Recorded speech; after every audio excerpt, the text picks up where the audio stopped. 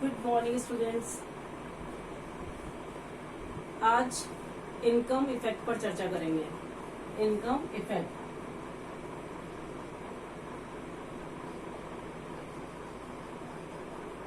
Income effect या आय प्रभाव।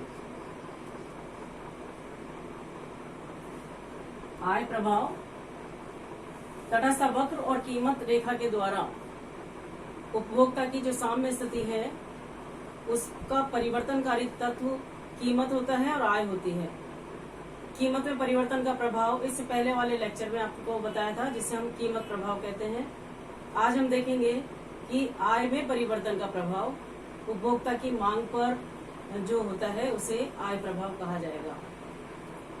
अन्य बातें समान रहने पर उपभोक्ता की आय में वृद्धि या कमी होने पर उपभोक्ता की मांग में जो वृद्धि और कमी होती है उसे आय प्रभाव कहा जाता है। इसमें अन्य बातें समान रहे से मतलब है कि एक्स वस्तु की कीमत स्थिर रहे और वाई वस्तु की कीमत भी स्थिर रहे और केवल उपभोक्ता की आय बढ़ जाए तो उसकी मांग बढ़ जाती है, उसकी आय कम हो जाए तो इन वस्तुओं की मांग कम हो जाती है। और इस तरह के प्रभाव को आय प्रभाव यानी आय का जो मांग पर प्रभाव पड़ता है उसे आय प्रभाव के नाम से जाना जाता है। तो इसके लिए मान्यता यही है कि उपभोक्ता की आय में परिवर्तन हो तथा दोनों वस्तुओं की कीमतें स्थिर रहें। अब ऐसी स्थिति में कीमत रेखा पर क्या प्रभाव पड़ेगा? कीमत रेखा के बारे में आपको पहले बताया जा चुका है कि कीमत रेखा दोनों वस्तुओं की कीमतों के तथा उपभोक्ता की आय के दिए हुए होने पर प्राप्त संयोगों की रेखा है। उस रेखा के हर बिंदु पर उपभोक्ता का कुल व्यय उसकी कुल आय के बराबर होता है। तो दोनों वस्तुओं की कीमतों के दिए हुए होने पर तथा उपभोक्ता की आय के दिए हुए होने पर जो रेखा हम प्राप्त कर सकते हैं उसे कीमत रेखा, ये MN इसको नाम दिया गया है MN कीमत रेखा, जिसमें वह OM ये जितनी दूरी है इतनी वह वाई वस्तु ले सकता है, वाई की मात्रा। यदि एक्स पर कुछ भी खर्च नहीं करे, सारी अपनी आय वाई पर खर्च करे तो वह OM मात्रा में वाई वस्तु को प्राप्त कर सकता है। इसी तरह से यदि वह वाई की 0 मात्रा ले और उस अपनी समस्त आय को एक्स वस्तु पर खर्च करे तो वह एक्स की अधिकतम मात्रा ON इतनी दूरी प्राप्त कर सकता है। यानी OM दूरी हमने निकाली है उपभोक्ता की आय में वाई वस्तु की कीमतों का भाग लगाकर। यदि उपभोक्ता की आय 20 रुपए है और 5 रुपए उसकी कीमत है तो 4 वस्तुएं, ये जो दूरी है 4 के बराबर, ये मात्रा है ये। इसी तरह से ON दूरी यदि x की कीमत ये आय में x वस्तु की कीमत का भाग लगाने से प्राप्त की है। यदि आय 20 रुपए है और उपभोक्ता x वस्तु की कीमत अगर वह 2 रुपए है तो ये 10 वस्तुएं यहाँ हमें प्राप्त होंगी। तो इन बिंदुओं को मिलाने से जो रेखा बनती है वह कीमत रेखा है। अब यदि उपभोक्ता की आय जो पहले 10 रुपए थी या 20 रुपए थी, अब ये आय इसकी 30 रुपए हो जाए, 30 रुपीज हो जाए और एक्स वस्तु की कीमत वही रहे, वाई वस्तु की कीमत भी वही रहे, तो ऐसी स्थिति में अब वह पहले की तुलना में वाई को भी ज्यादा खरीद सकता है आय बढ़ने पर और एक्स को भी ज्यादा खरीद सकता है। तो चूंकि कीमत वही है, कीमत रेखा का अनुपात, कीमत रेखा का ढाल मैंने आपको बताया था, कीमत रेखा का ढाल हमेशा PX/PY होगा। ये मैंने फॉर्मूला में रखकर लंबाई बटा आधार सूत्र में रख करके कीमत रेखा का ढाल निकाला था। तो PX/PY कीमत रेखा का ढाल है। अब चूंकि एक्स वस्तु की कीमत भी वही है, वाई वस्तु की कीमत भी वही है, केवल उपभोक्ता की आय बदली है। आय बढ़ने पर नई कीमत रेखा ऊपर की ओर समानांतर रूप से विवर्तित हो जाएगी। ये नई कीमत रेखा कब होगी? जब उपभोक्ता की आय बढ़ जाती है। तो नई कीमत रेखा M1 हो जाती है और समानांतर रूप से ऊपर की ओर बढ़ेगी, क्योंकि एक्स और वाई की कीमतें स्थिर है तो इसका ढाल PX/PY ही रहेगा। इसी तरह से उपभोक्ता की आय कम होने पर वह एक्स को भी कम खरीदेगा, एक्स की मात्रा भी और वाई की मात्रा भी कम खरीदेगा। तो नई कीमत रेखा नीचे की ओर विवर्तित हो जाएगी, जिसे M2 और N2 का नाम दिया गया है।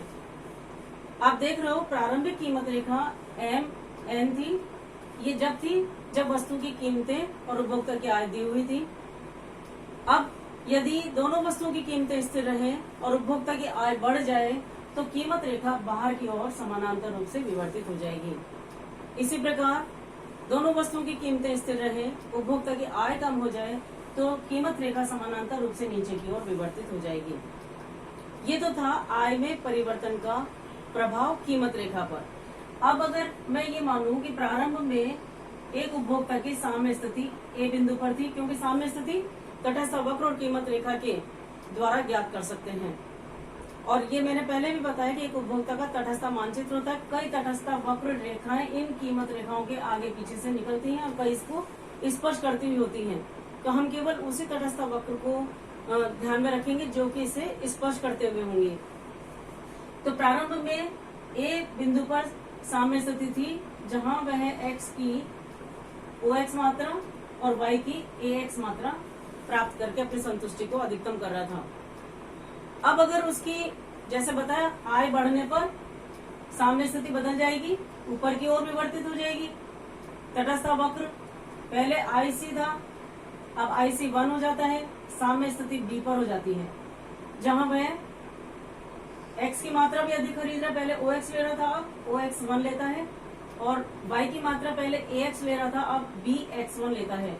यानी आय बढ़ने पर उसने x को भी ज्यादा खरीदा है और y की भी वह ज्यादा मात्रा ले रहा है, और वह ऊपर वाले तटस्थ वक्र पर चला जाता है, यानी उसकी संतुष्टि पहले से अधिक हो जाती है। और निश्चित है आय बढ़ने पर वह दोनों की अधिक मात्रा लेगा तो उसकी संतुष्टि भी अधिक हो जाएगी।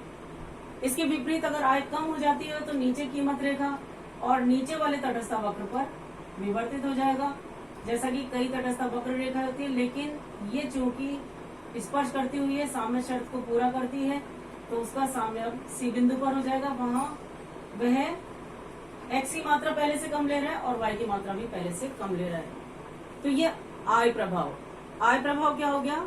अन्य बातें स्थिर रहने पर, उपभोक्ता की आय में वृद्धि होने पर तथा आय में कमी होने पर जो उसकी मांग बढ़ जाती है या मांग कम हो जाती है, इस प्रभाव को आय प्रभाव कहते हैं। आय में परिवर्तन होने पर उपभोक्ता की मांग पर जो प्रभाव पड़ता है उसे आय प्रभाव कहा जाता है। साधारणतया यह आय प्रभाव धनात्मक होता है। धनात्मक से मतलब है कि साधारणतया आय में वृद्धि होने पर एक उपभोक्ता x और y दोनों की अधिक मात्रा खरीदता है, इसलिए से हम कहते हैं आय प्रभाव का धनात्मक होना। आय के बढ़ने पर वस्तु की अधिक मात्रा, दोनों वस्तुओं की अधिक मात्रा खरीदता है उपभोक्ता साधारणतया। तो और इन विभिन्न साम्य बिंदुओं को मिलाने से, जो A, B और C, इन विभिन्न साम्य बिंदुओं को मिलाने से जो रेखा बनती है उसे ICC या इनकम कंजम्पशन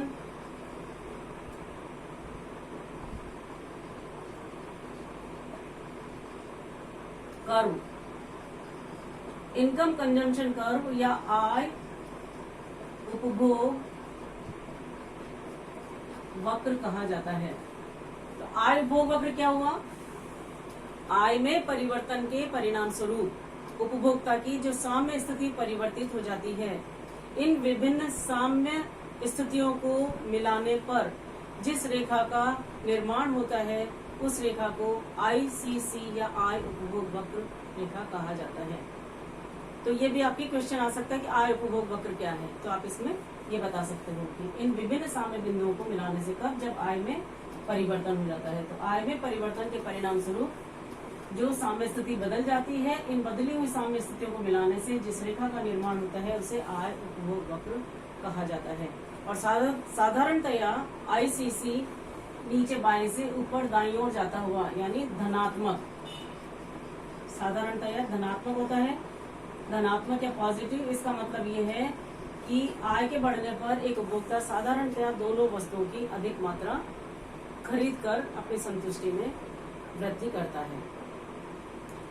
अब आय उपभोग वक्र का स्वरूप ये अलग अलग भी हो सकता है, ये वस्तु की प्रकृति के अनुसार भिन्न भिन्न हो सकता है, जिसको हम अगले लेक्चर में कवर करेंगे। Thank you.